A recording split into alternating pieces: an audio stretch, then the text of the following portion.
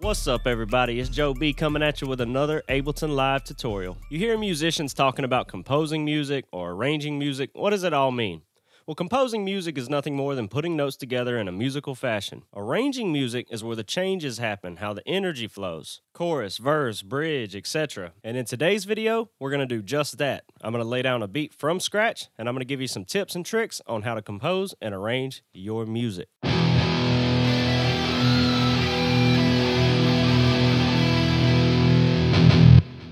All right, so first things first, I've got 4 tracks in a group right here. These are going to be my drums. Personal choice, I just like to put my bass in with the drums. You don't have to do that. It's up to you. So I've got kick, snare, then I've got my hi-hats and crashes. We're going to start with a little drum beat. Metronome set to 90 BPM. I'm going to turn my metronome on, and I'm going to lay down a little recording. Now that I have a little groove laid down, I'm going to turn the metronome off. If you're like me and you're not the best at playing these MIDI notes in perfect timing, you can always come in here and drag these notes accordingly. So I'm just going to shift them ever so slightly to put them in time. A really quick tip, this button right here, if you record something in your clip slot and you want it to play, whatever this is set to is going to be how long it takes until it plays after you click the button. I keep mine set to 1 bar. That way, if I record a kick and then a snare, and I start with the kick and I want the snare to come in, when I click play on the snare, it won't come in until the following bar. That way it'll fall right in time with the beat. So here's the loop I recorded.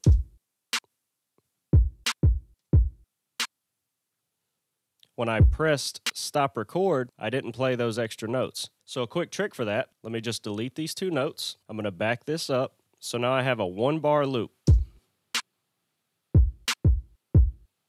It'll loop endlessly until I stop it. So now that I have that 1 bar loop, I can right click up here, duplicate loop, and these notes will be in the exact timing of the first bar. I'm going to go ahead and duplicate that again. Now I have a 4 bar loop, all of it exactly the same. From here, I want to separate this kick and snare. Since I already have a snare tab that's exactly the same as this, I have the same drum kit in here. I'm going to right click this clip and I'm going to duplicate it. I'm going to drag this clip over here to the snare. I'm going to color it the same. Name it the same. Now all I have to do is in this clip, I'm going to delete the snare notes. I'm going to come over here to the snare one, and I'm going to delete the kick notes. So now I can play just the kick, and at any given moment, I can press play on the snare. It's not going to come in until the following bar, so it's always going to be in time.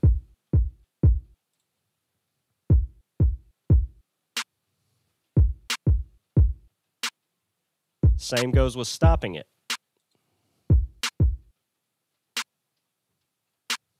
The next thing I'm going to do, since I have a 4 bar loop, is I'm going to add a roll with my snare on the 4th bar. I'm going to drag this over. That way it loops just the 4th bar, and I'm going to draw my notes in. All right, so now I've drawn the notes in. If you hear this kick right here, I don't like that kick, so I'm going to go ahead and get rid of that one.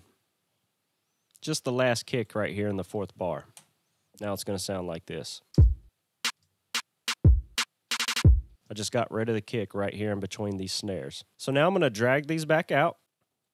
Just to spice that roll up just a little bit, I'm going to change the velocities on it. So I'm going to give it an effect where it starts light and it kind of builds up. So I'm just going to turn these down just ever so slightly.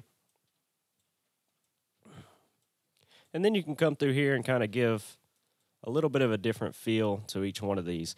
And some of these are different if you notice, and that's because I was playing with a MIDI controller that's touch sensitive. So how hard I press that button is how the velocity is going to be determined. Just like when you're playing drums, the harder you hit it, the louder it's going to be. Now the roll is going to sound like this.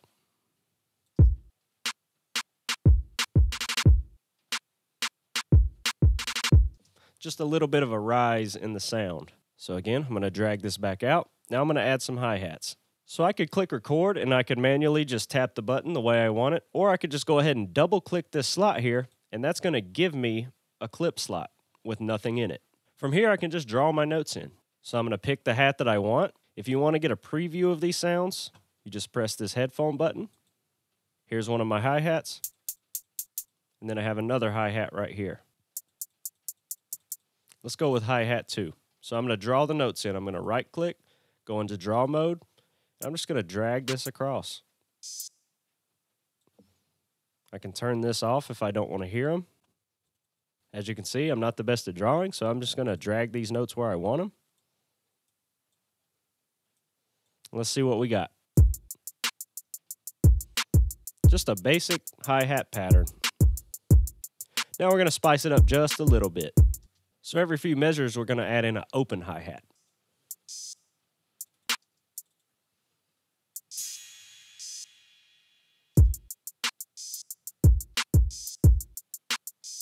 I could also I could do a crash. You could do whatever sounds you want in here.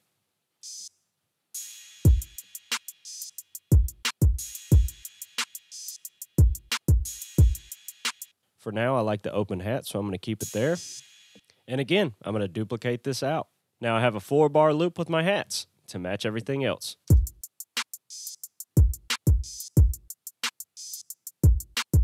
Now I'm going to go ahead and add in a quick bass line.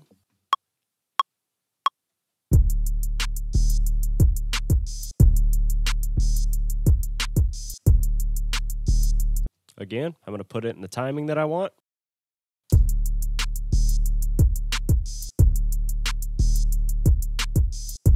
And there you have it. Unless I want to change the notes, I could just leave this loop at 1 bar and just let it constantly go.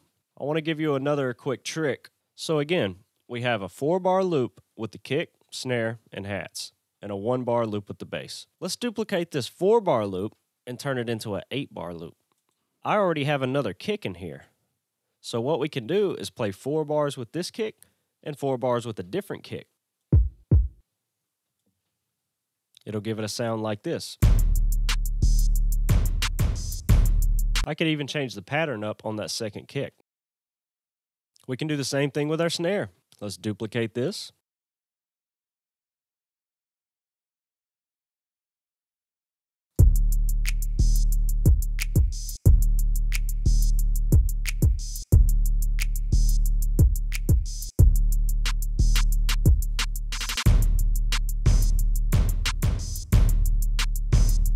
You can arrange your full beats in the session view without even having to go over to the arrangement view. You can duplicate this out as much as you want. You can make a full song in a clip slot if you would like. And then when it's time to record, you click record and it just lays out your whole song. So now let's go ahead and add a little bit of a melody to our beat. I'm going to go over here to this tab labeled synth. I've already got a sound in here, a bell sound. I'm going to arm this track. I'm going to go ahead and turn the reverb up. Crank it down a little bit. Sometimes these can get a little loud. So let's record something in.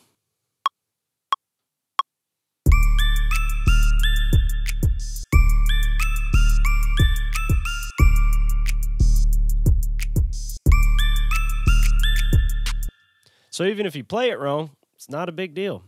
Just delete this. So the other tip here is if you drag this forward and you just left click right here to highlight this line, I can actually set 1 right here.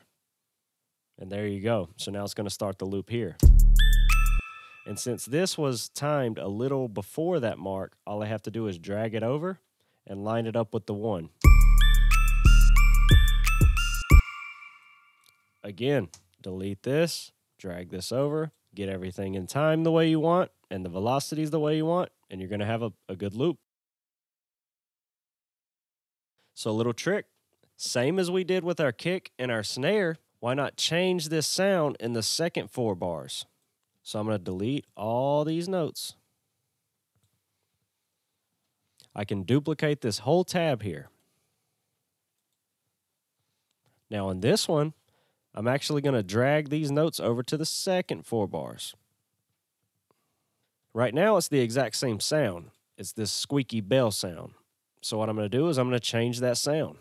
Come over here to your sounds tab, find something you like. Once you find a sound you like, you can highlight this and double click, or you can drag it in, either way. And it's going to replace whatever's in here. So now I have 2 different sounds in these synth tabs. I can color them different if I want. Now, if you want to launch everything at the same time, you can come over here and just click this play button.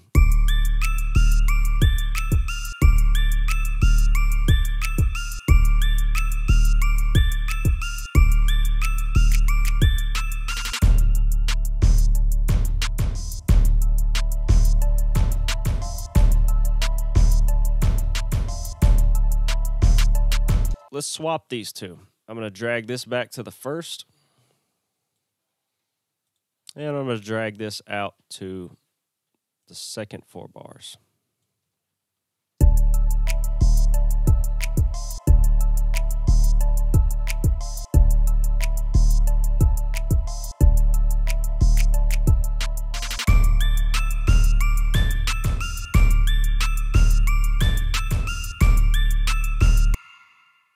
Not too bad.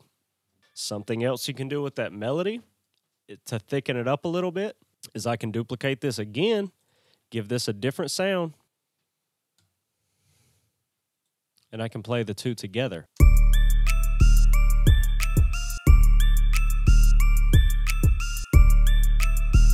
See how it just thickens it up a little bit? And that's a good trick you can do to go between verse and chorus. Just simply thicken up the sound a little bit. If you want to launch everything in this whole line at once, all you have to do is come over here to the master and click play in this line. So there's one more trick I want to show you before we head over to the arrangement view. Now right now, let's go to our kick. And we have an 8-bar loop where we have this kick and then it switches. So there's another way you can go about this. I can duplicate this clip, and in the first one, I'm going to drag this back so it only loops the first 4 bars. In this one, I'm going to drag this to where it loops the second 4 bars. Let's go back to this clip. Now, if you notice this launch tab right here, if you drop this down, you're going to see this follow action button. I'm going to turn this on, and it's already set to next. What that means is after this plays, it's going to go to the next clip. You also have to turn off the loop function. Now I'm going to go to this one, and I'm going to do the same thing. I'm going to turn the loop off. I'm going to turn follow action on so it goes to the next. Now when I click play, this one's going to play. Once it reaches the end, it's going to go to the next clip.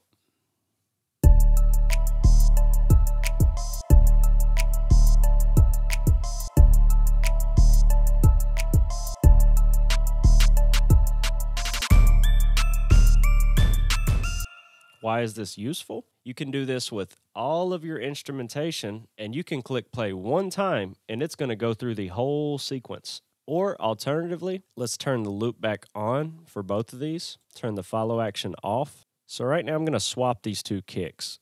So alternatively, if you don't want these clips to loop continuously and just go from one clip to the next, you can just click the button here, then click the button here. And remember, anytime you press play, it's not going to start until the next bar. So on this one, let's duplicate our hats and let's duplicate this melody here. So when I click play on the top line, it's going to play everything on the top line. When it hits the 4th bar, I'm going to press play on this one, and these are going to come in on the next bar.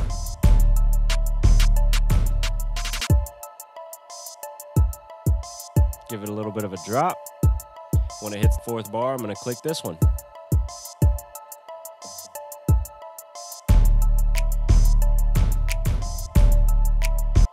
Really cool trick. Another way you can set up your whole song with these clip slots. You can make your bridge, your chorus, your verse, etc. I'm going to delete these clips here. I'm going to make sure my kicks loop all the way back out. Notice that all of these are set to play right now. If I click stop over here on the master, now they're off. So you're going to want to make sure that you click this play button. Then you can pause it. Go over to your arrangement view. All I have to do to record that loop is click the record button. You don't even have to let it play all the way out. Click spacebar to stop it. Now this button here is going to enable all of these tracks. You notice they're grayed out right now. You can do one at a time, or you can press this. The point of this feature here, graying these out, is that when they're grayed out and you want to go back to your session view, now you can strictly work in your session view. Whatever you turn off is going to turn off.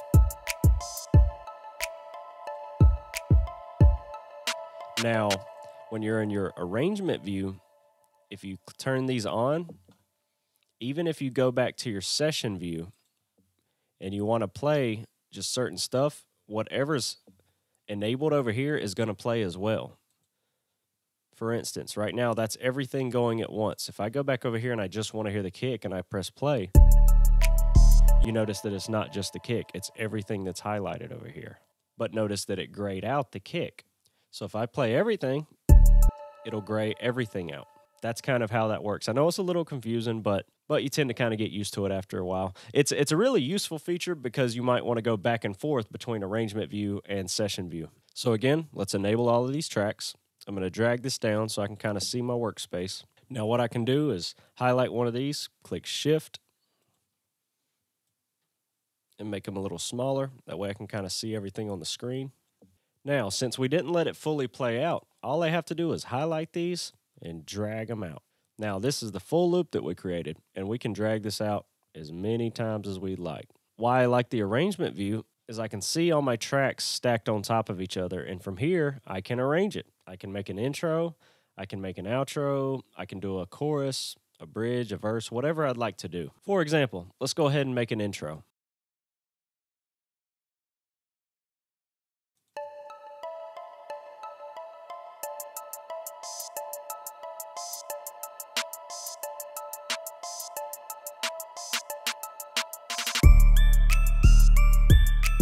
And I can start it with whatever kick I want. From here, all I have to do is just drag this over, drag this back. Now it'll start with the other kick if I want.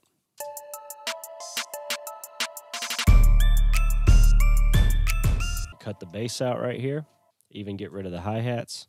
Wherever you click Control E, and you'll split it. That way you can drag it out from that point. Let's try what they call a riser. So I can duplicate this tab here. When you duplicate in the arrangement view, it's going to duplicate the track and also what's recorded. So since I just duplicated this, I'm going to go ahead and delete this right here. I'm going to double click here. Now I've got all my instruments laid out again. I'm going to arm this track. Now I can hear my sounds. I really like the scratch. We also have this riser here. And we have what's called a reverse crash. So let's add in a couple little effects to spice it up. When I click record, it's only going to record whatever's armed. So it doesn't even matter if we're in time or anything. Just click record and play a couple of these notes.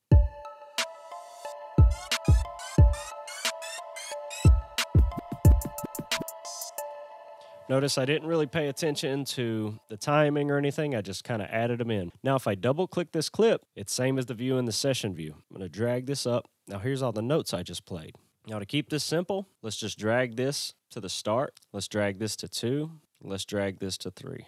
Now, remember our Control E function. All I got to do, Control E. Now I've just split the 3. And I can put them wherever I want, or I can duplicate them. Control D is going to duplicate it. So we're going to make this verse a little longer than 8 bars. So let's highlight everything, and there's something we can do. We could either drag these back, or I can just simply click delete. Now I can just highlight here, Control D. That's going to duplicate what I've already got. Now we've got a 16-bar loop. What you don't want when you're making beats is for it to get stale. You don't want to do the same thing over and over and over and over. You want to keep people's attention. You want to keep them excited and see what's coming next. That's the point of arranging music.